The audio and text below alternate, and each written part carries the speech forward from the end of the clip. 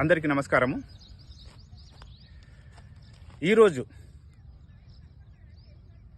కొత్త విషయము, పాత విషయము, అందరికీ తెలిసిన విషయము, అందరూ వదిలేసిన విషయాలు, అందరూ ధ్యాస పెడుతున్నట్లుగా ఉంటారు, అందరూ ధ్యాస పెట్టనట్లుగా ఉంటారు. ఇలాంటి విషయాలు ఎన్నో చెప్పుకోవాలి, ఎన్నో చెప్పాలి, ఎన్నో గుర్తు చేయాలని మీ ముందుకు వస్తున్నాను. అయితే ప్రతి ఒక్కరూ ఉంటేనే అన్నీ చేయగలరు. ఏదైతే చేయాలనుకుంటున్నామో అది చేయగలం. కావున ఫస్ట్ మనము మన ఆరోగ్యాన్ని కాపాడుకోవాలి. మనం ఆరోగ్యంగా ఉంటే మనం అన్ని పనులు చేయగలం. అనారోగ్య పాలవుతే ఏ పని చేయాలనుకున్నా కానీ చేయలేకపోతాం. కాబట్టి అనారోగ్యము మన మనస్సును ఆధారం చేసుకునే ఆవిర్భవిస్తుంటుంది. మనము ఉత్సాహంగా ఉండాలన్నా, నిరుత్సాహంగా ఉండాలన్నా, చైతన్యవంతం కావాలన్నా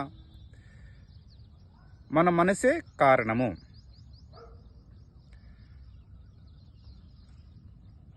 మన మనస్సుకు ఏదైతే మనం అలవాటు చేస్తామో దాన్ని అది స్వీకరిస్తూ ఉంటుంది. మొదటగా మన మనసు యాక్సెప్ట్ చేయదు.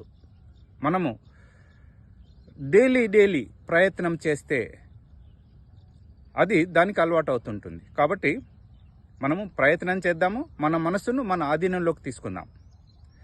అయితే ఇక్కడ ఒకటి నేను అందరికీ గుర్తు చేస్తున్నాను.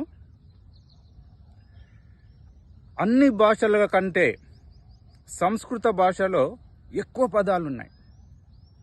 కారణం ఏంటంటే మనము మాట్లాడుతున్న ఏ భాషను తీసుకున్నా ఆ భాషలకు పుట్టినిల్లు సంస్కృతం నుంచే అన్ని భాషలు వచ్చాయి. కాబట్టి అన్ని భాషలలో కన్నా ఈ సంస్కృతంలో ఎక్కువ పదాలు ఉంటాయి. మన స్పందనలకు కావలసిన పదాలు సంస్కృతంలో దొరుకుతాయి. ఇంగ్లీషులో కూడా లేవు. ఇంగ్లీషులో లేని పదాలు మన తెలుగులో కూడా ఉన్నాయి. కాబట్టి ప్రతి భాషను మనం గౌరవిద్దాం. మనం గౌరవించాలంటే మన గుణగణాలు మనకు తెలియాలి. గుణాలు దాదాపుగా 4 రకాలు: సత్వగుణము, రజోగుణము, తమోగుణము, నిర్గుణము. సత్వగుణము శరీరాన్ని ఎక్కువగా ఆస్వాదించదు. ఇక రజోగుణము